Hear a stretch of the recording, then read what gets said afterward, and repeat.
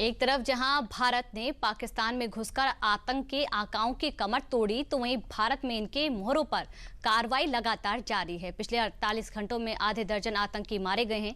सेना ने इस पर आज प्रेस कॉन्फ्रेंस भी की, जिसमें इन आतंकियों के खात्मे की दास्तान बताई गई। देखिए रिपोर्ट। 7 मई 2025 को भारत ने जब आतंकिस्तान की छाती पर वार किया, तो दुनिया के सामने भारत का मैसेज बिल्कुल लाउड एंड क्लियर था। देश की खिलाफत में सांस ले रहे हर नापाक मंसूबों का दम तोड़ देगा। आतंकी चाहे सीमा पार से नापाक साजिश रचने वाला हो या फिर देश में बैठकर उस नापाक साजिश की तैयारी करने वाला, भारत ने हर आतंकी के लिए कफन तैयार कर लिए हैं।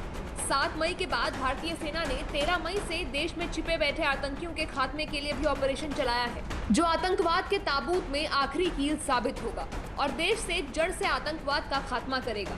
देश में छिपे आतंकवाद के सफाया करने के लिए चलाया जा रहा है ऑपरेशन। भारतीय सेना और सभी सुरक्षा एजेंसियां जम्मू कश्मीर में पूरी तरह अलर्ट मोड पर है। जम्मू कश्मीर के चप्पे चप्पे पर पुलिस के और सेना के जवान तैनात हैं। आतंकियों के खिलाफ सर्च ऑपरेशन चलाए जा रहे हैं।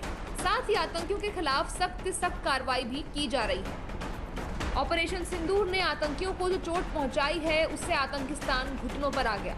इसके चलते आतंकिस्तान में अब सीधा वार करने की ताकत नहीं है, जिसके चलते सीमा पार बैठे आतंकी छिपकर वार करने की साजिश रचने लगे थे। मगर भारतीय सेना उनकी हर नापाक साजिश को नाकाम करने में कामयाब। भारतीय सेना ने 48 घंटों में 6 आतंकियों को उनके कर्मों के अंजाम तक पहुंचाया। हम लोगों ने पिछले 48 घंटों में 2 सक्सेसफुल ऑपरेशन यहां अंजाम दिए हैं, जिसमें हम लोगों को बहुत ही सिग्निफिकेंट जो है अचीवमेंट मिली है।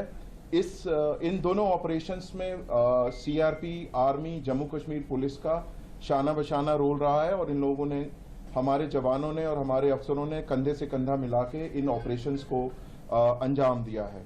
सरसरी तौर पे ये 2 ऑपरेशंस, एक केलर के इलाके में जो कि शोपियां में आता है वहां हुआ, और दूसरा जो कि कल जो था त्राल के इलाके में हुआ। इन दोनों ऑपरेशंस में 6 टेररिस्ट को न्यूट्रलाइज किया गया। भारतीय सेना ने शुक्रवार को प्रेस कॉन्फ्रेंस कर ऑपरेशन में मारे गए 6 आतंकियों की जानकारी भी दी।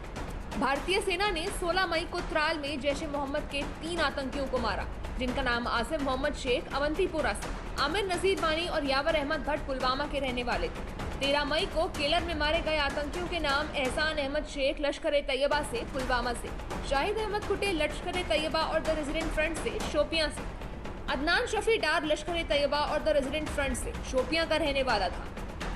स्क्रीन पर दिख रहा ये शख्स कोई आम आदमी नहीं, बल्कि सरहद पार बैठे आतंकियों के लिए बेहद ही खास और भारत के लिए नापाक इरादे रखने वाला आतंकी शाहिद अहमद कुटे है, जिसका संबंध लश्कर-ए-तैयबा और द रेजिडेंट फ्रंट जैसे आतंकी संगठनों से भी है। भारतीय सेना के जम्मू कश्मीर में चलाए गए ऑपरेशन की कामयाबी का कद इतना बड़ा है, इसका अंदाजा इसकी मौत से लगाया जा सकता है, क्योंकि इसकी मौत ने आतंकी संगठनों को और भी कमजोर कर दिया है। शाहिद अहमद कुटे के काले कारनामों के बारे में खुद GOC फोर्स के मेजर जनरल धनंजय जोशी ने बताया। जहां तक जो टेररिस्ट न्यूट्रलाइज हुए हैं, उनके नाम आप सब जानते हैं।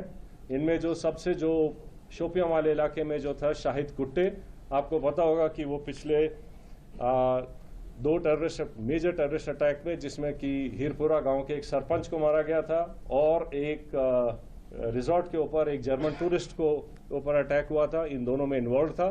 बाकी फंड रेजिंग और बाकी एक्टिविटीज में इसका बड़ा हाथ था। शुक्रवार को भारतीय सेना ने प्रेस कॉन्फ्रेंस करके जानकारी भी दी और एक बात भी साफ कर दी है कि आतंकवाद का खात्मा अब बेहद नजदीक है।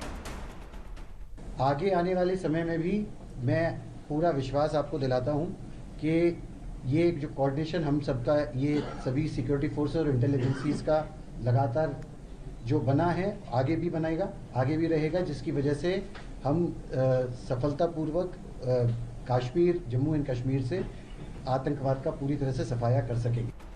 सेना ने 26 अप्रैल को 14 आतंकियों की सूची जारी की थी, जिसमें से सेना ने ऑपरेशन के जरिए 6 आतंकियों को उनके अंजाम तक पहुंचा दिया है और बाकी बचे आतंकियों के लिए ऑपरेशन जारी है। भारतीय सेना देश की सुरक्षा के लिए और आतंकवाद के खात्मे के लिए पूरी तरह से तत्पर है।